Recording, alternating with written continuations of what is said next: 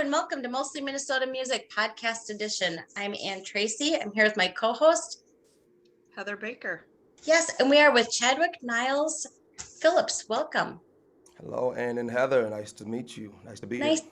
nice to meet you. I'm super excited because we have not met offline before, and you do so many interesting things that I want to hear about all of them. But I'll Thank you. ask you just even maybe just start about. I know you're from Michigan, even just a little bit about your background. So I was like Michigan, a little New York, and then find yourself Yeah, in yeah. couple regions. Yeah. So just give us the 3 minute bio of. Okay, so my name is Chadwick Niles Phillips. I am from Lansing, Michigan. I lived here in Minnesota my last year of high school. I went to Park Center, graduated from there, went back to Michigan, went to Michigan State University, graduated with a BA in communications, and then moved out to New York City. And that is where I just went after my dreams as far as what my endeavors were since I was a child. So one lane was music. Long story short, I ended up winning a big talent search that was done out there by Hot 97 radio station. So I was on a major label for a year that was called Koch Records at the time. It's E1 now. So released a single there. Learned about the industry during that time as far as how I'd want to like start my own thing as I was still doing the artist thing. Along with that, I started teaching with a curriculum called the Hip Hop Project in Brooklyn. And Chris Kazi Roll, he taught me how to create my own rubric, my own outline, all of those things. And he said, one day you're going to be a teacher. And I was just like, I'm an artist. I'm doing this, to add on to myself, but I'm an artist. But lo and behold, I started my own curriculum, and we'll talk about that later. And then lastly, when I moved here, I started from that standpoint. I wanted to begin my own journey as far as having my own umbrella of arts and entertainment and education. So here we are. That's great. And maybe we'll just start with some of the music because listening to some of your music, and it kind of through the air, I listened a little bit to the Real for Real, the Cold Fire, and then the Whole New Yes. Beginning. And I could see this whole shift of kind of first you're very zen, and now you seem to be so all community, and it's just how has that road been for you with, as you said, Thank you. great start. It's been amazing. It's a dream come true to be able to actually live the career of the endeavors that you had since I was a kid. I've always been deeply into music. I always say to my youth, if you're able to memorize music like that, it's just like somebody being able to like jump high and dunk a basketball or be able to swim like very fast. It's like early in life when you have those types of things, it makes you know that you could do this professionally because you're advanced in it. And that's how it's been for me. So yeah, as time went on, me being into just arts and English class being my favorite subject when I was young, I always been just into writing and art, and it turned into me becoming an artist. I started rapping when I was 16 and winning talent shows and rap battles. And then I got my first check at a talent show at this place called the Lansing Center. And that let me know I can be able to do this as a career. So yeah, I just developed myself on one side artistically, but on the other side business wise. And then that balance created a way for me to make for myself as a hip hop artist. But then as time went on, I started to diversify my approach. So adding hip hop music and entertainment and arts to whether it's pedagogy, whether it's presentation, production. So the nucleus of what I do is hip hop, and then everything else it becomes what it surfaces in a lot of different Renaissance ways. I was going to say, when I listen to your music too, I think it's the return of the messenger, and I interpret it as you telling us your story, and I loved you saying art in me would save some kids from worldly ways, and kind of gave us your story of what you're telling us and what you're bringing to the community now gave to you way back then, and now in new beginnings and stuff, and letting it always has like a community-based feel, like telling us your story, bringing in different people, what they did for you, and now you're doing that with the music, the newer music now. too. Yes, I mean, I always feel that creating music is something that's very inspirational, motivational. You can literally shift somebody's vibe, somebody's mind frame. They can go from sad, depressed, and stressed to inspired and empowered. And for it to come from either an observation or an experience I had where I'm bringing it where the listener can observe, listen, and soak in what the message is. That's just very important to me to make it positive, to make it creative, to make it reflective. And the result is somebody's life being touched. So the line that you said about me, I said from early days, I knew the art in me would save some lives from worldly ways, and worldly ways can become destructive. And the spiritual side of things is what I try to grasp towards, like in my lifestyle. So just bringing how I'm trying to be the best man that I can be to the forefront in the way that I write and the music that I create. So the person who's overseas listening can feel that I'm trying to be the best person that I could be, so that person can be the best person they could be. Perspective and a better life overall. Yeah, because listening to your music, it seems like it always hasn't been the easiest path, and telling your story and allowing others to hear, oh wow, that's happened, but look at this dapper, polished man holding himself high and doing all this stuff for himself and others. It's inspiring. Thank you. I appreciate it. I mean, I look up to people who've been able to overcome humble beginnings because that testimony is something I feel like anyone can relate to. Because you have the story that's on the surface, but then you have the story that's untold, you know? And the people who's going through things that's in big houses in the suburbs, it's a lot of things going on behind those closed doors. So if they hear about somebody's testimony, that has things, but it's being shown on the surface that they're going through in private, then even there's a connection with that. And I always tell my students to focus on human emotion. It doesn't matter where you're from, who you are, what your beliefs are. If you focus on emotion with what you create and you bring it from the heart, then who knows? It could be somebody from the type of humble beginnings you come from to somebody who's silver spoon fed but goes through a lot behind closed doors that'll be able to connect. That's the reason why when you go to a concert, you see different people, you know?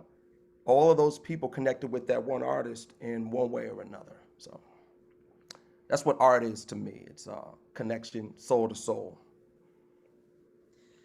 When you mentioned your mastery of language, and it's evident when we speak with you now, it's evident. I mean, when I hear you sing, when I hear the hip hop, when I hear you rap, Thank you. you could be Shakespearean actor. You could be. I mean, you just have that mastery of.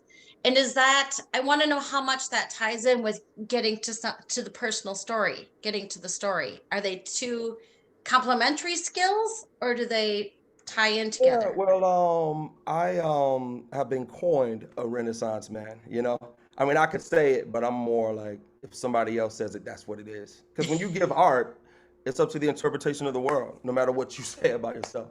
But so that Renaissance side to me creates so many different avenues of presentation from my being, from me being a hip hop artist to me being a host to me being an actor, to me being a director, a producer. And I started out actually doing visual art before I even tried to pick up a pen and do music. So that vibe that has inspired me creatively, that's where it all comes from. So yes, I have acted in theater shows. I have directed music videos, and it all comes from, like I said before, that nucleus of art. Yeah. I'd love to learn more about the curriculum and what what are the important building on what we're talking about, but even more so, what are the important lessons in the curriculum? And I've done some curriculum development myself. Digital inclusion, very different, Yeah. but I know that when you're working there are the things on the paper we want you to be a better artist, but there are also the things that kind of lead to the character that you want to see the students get. Definitely.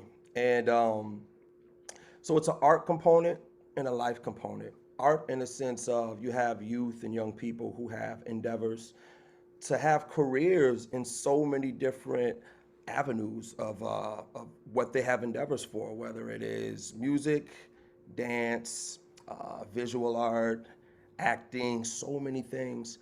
And that's good. It's good to have that endeavor. It's good to have that talent. But it's another side of the coin that needs to be focused on even more, whether it's how hard you work, how educated you are within the field you're trying to get into, the history of that field, packing your knowledge. Because if you know about the people who were great before you came, then you will have that in mind always to be great yourself because you're looking up to the greats who came before you.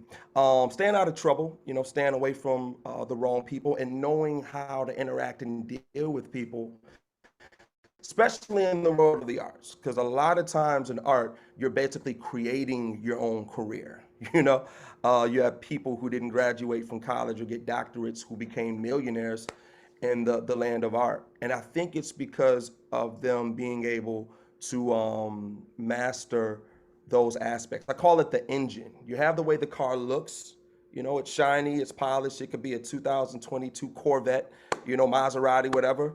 But if the engine isn't right, then that incredible car, you'll be driving by looking at that car on the highway. How is that Maserati? But then it could be like a rusty Cadillac, from 1989, but the engine is working incredibly.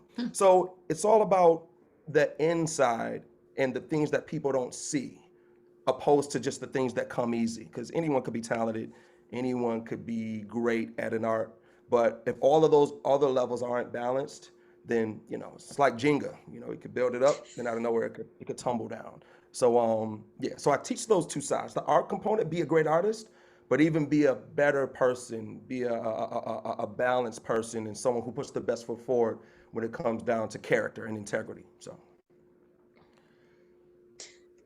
It's good. A performer, you are your own brand. You are your own product. There's no getting away from it, I would think.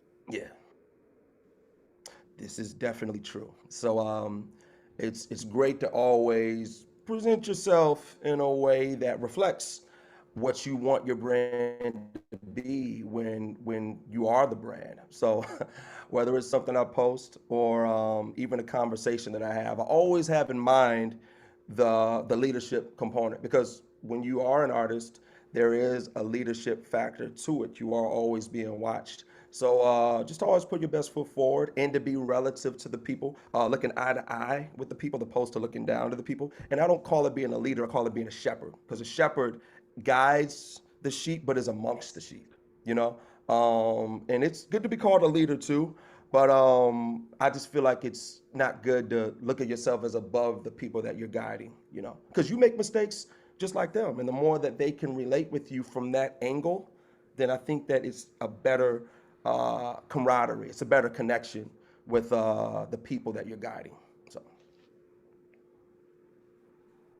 that seems like it ties in with Avantgarde. If you could tell us a little bit more about the Avantgarde work that you're doing as well.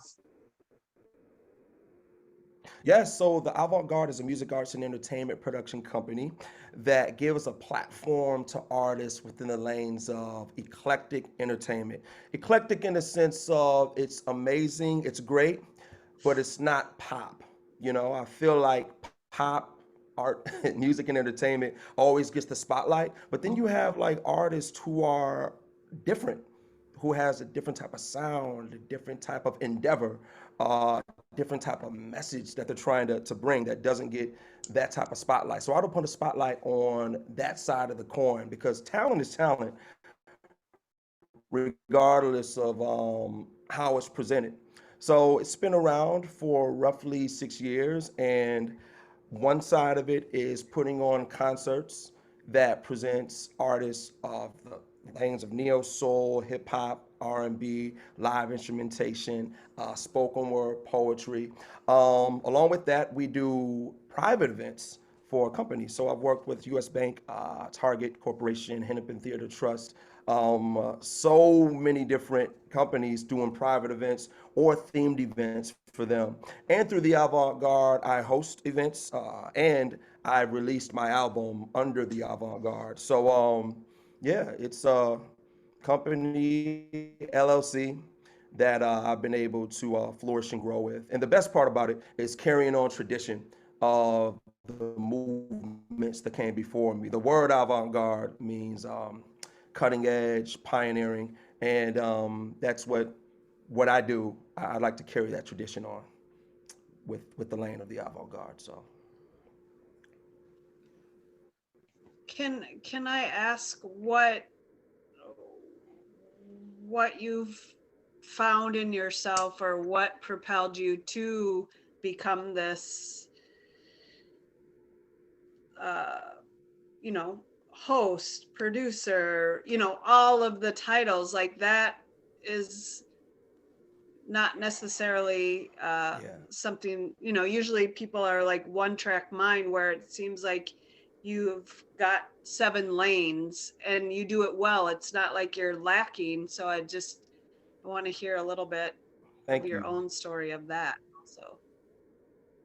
Yeah, well, I look back at people who were multifaceted, from the Sidney Poitiers to the Bruce Lees to the John Lennons to the Maya Angelos to the Queen Latifahs, just people who utilize all of their avenues and not just monetize it, but they created legacy. Because I feel like when you focus on legacy, everything is going to come with it. You're not focused on the money, you're focused on really like changing lives, saving lives, healing lives, because you never know what the people are going through that come to your shows, that hear your music, that experience the posts that you put up, whether it's of knowledge, whether it's something that's to do with inspiration. So I always had a lot of different talents. And the thing is doing music, I thought that was gonna be like the main thing. I didn't even think of like everything else when I was younger.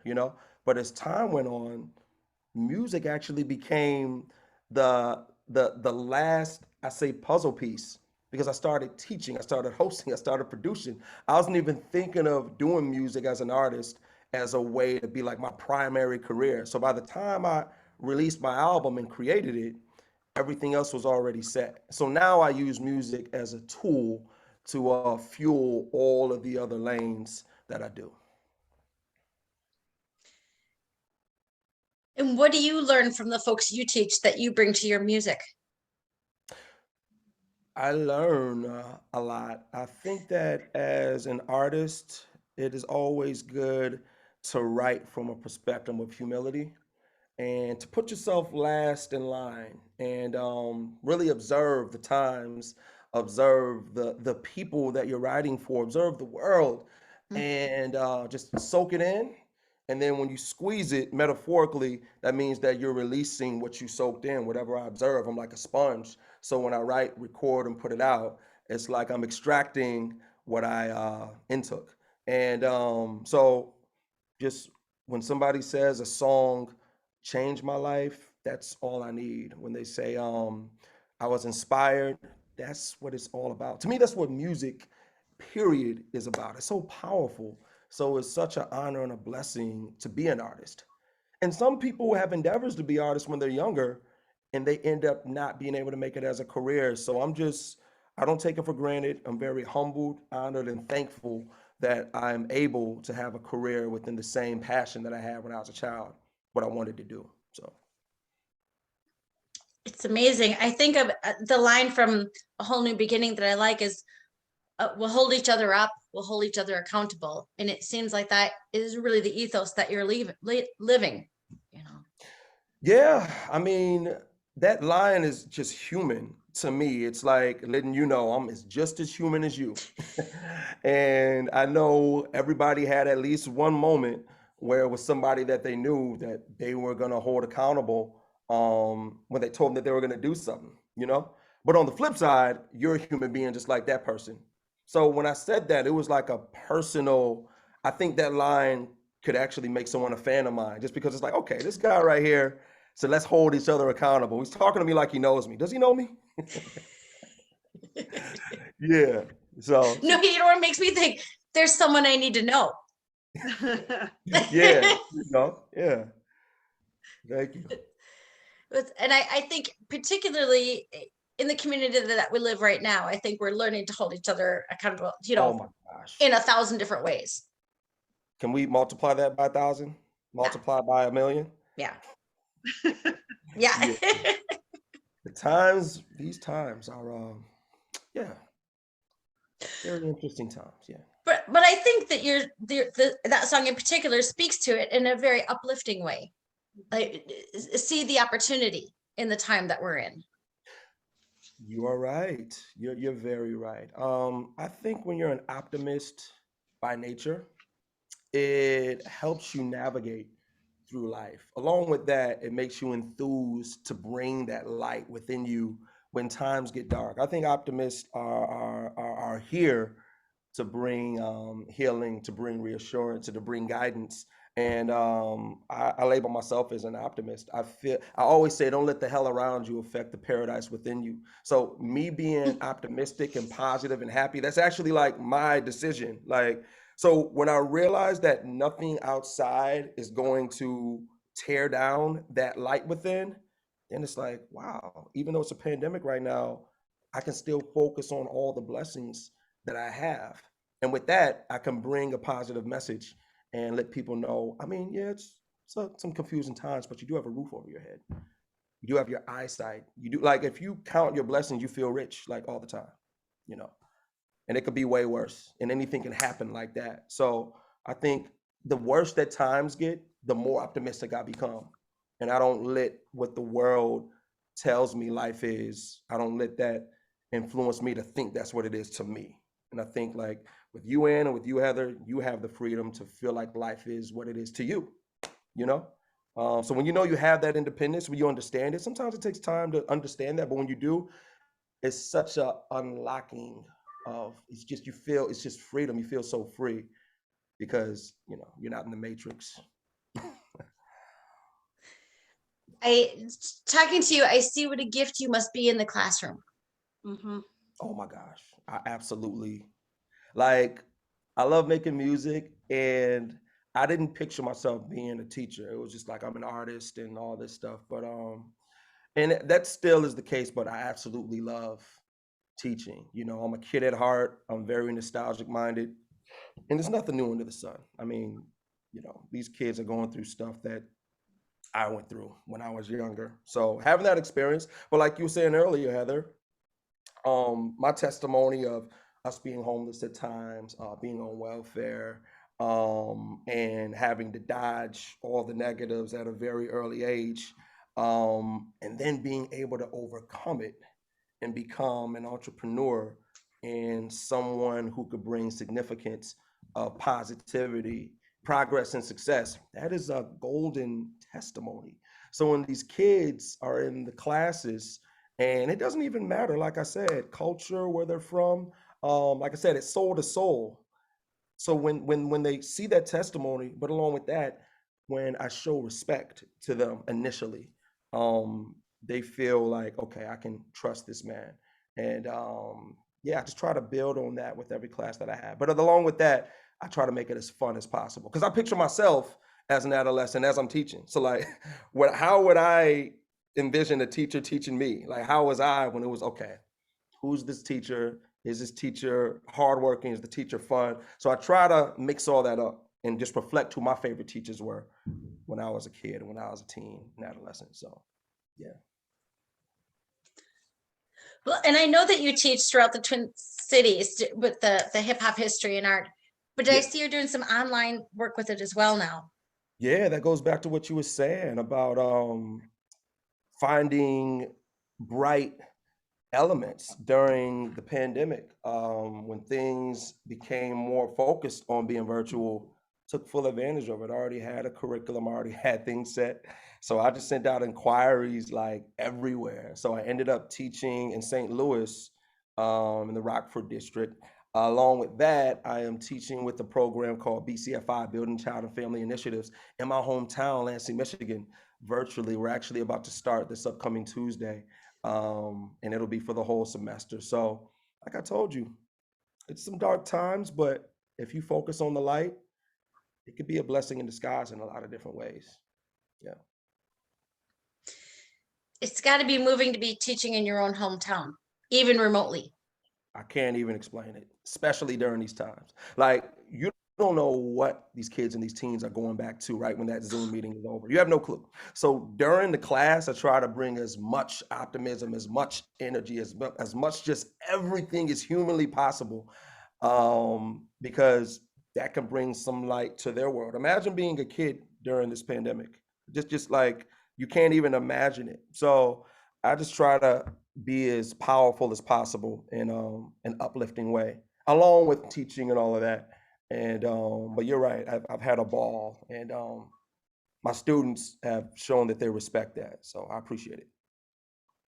Well, and I have kids and I have taught, but I think right now just to get kids through with that character development and coming out with the positivity is as at least as important as so many of the reading, writing, arithmetic that we Oh talk my about God, in this era. I mean, just being able to, as you said, come through and know your own story. yeah, I mean, imagine what they're thinking and feeling. Imagine being like an 8-year-old during these times. Like I remember when I was in third grade, like Desert Storm was going on, you know? And I was like, what's going on, you know? And it made me think and feel a certain way because I'm still growing. I don't have a full understanding. All I see is when I turn on the TV, it's showing the war, you know, the Persian Gulf and all that stuff. So I think with the pandemic now, imagine what that's like even a whole other level of treachery, you know, and where it could actually come to the kid's doorstep and potentially like infect the kid. Imagine psychologically what that's doing. And then along with that, you have adults who are confused, who don't have the compass that's That is balanced a as they nice move way of along, putting it. you know? So yeah, if you do have some type of understanding that can bring some type of light, I think you should leave that light turned on as much as possible during these times. So I feel like along with it being a class, it is about saving lives as well. So that's a good observation that you had for that. I was going to say, yeah, it offers growth, self-discovery, and just processing real life in real time and being able to do it through you in a safe space. Yeah.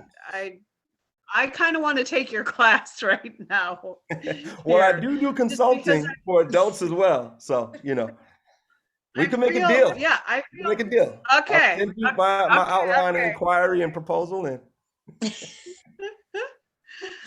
But I think it would be so healing too in this time, even for all the people and for the parents seeing their kids in this hard time too, to be able yeah, to express that, get it it's a out. lot. It's a lot going on. It is a whole lot going on. But I honestly feel like I've prepared my whole life to be of service during these times. That's why I feel so comfortable with the position that I have. I truly feel like my whole life has been prepared to do what I'm doing right now, especially during a pandemic for sure. Wow.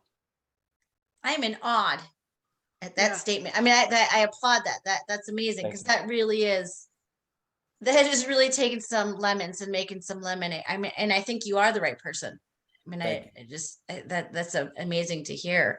So, I well, appreciate it. Thank if you. there are, let's say I know some teachers, let's say I know some different people, and what's the best way to get a hold of you? Best way to get a hold of me on Instagram, it is at Niles Got You. That's Okay. at NILESGOTYOU. And my website is www.theavantgardeis.com. It's www.theavantgardeis.com. So, Okay, that's it. So the avant-garde is the place for folks who may want to hire you as a consultant, who may want to yeah. look at your curriculum, all of these things. Yeah, yeah. And like I said, Instagram being a easy way to find me, at NILESGOTYOU. And if they want information about the Avantgarde on Instagram, it's at the Avantg, THEAVANTG. Yeah. And how it's the events that you plan, how do you find the artists that you want to work with? I am very observant of the scene, and from artists who are known to artists who are unknown. And when an event comes up, I just filter out who would be the best artists for this situation, as far as content, as far as delivery, as far as presentation. And so I filter it down, and then it just becomes like one artist for this, one artist for this, one artist for this. And it's an interesting process because after I select the artist, I have a meeting with the artist as well.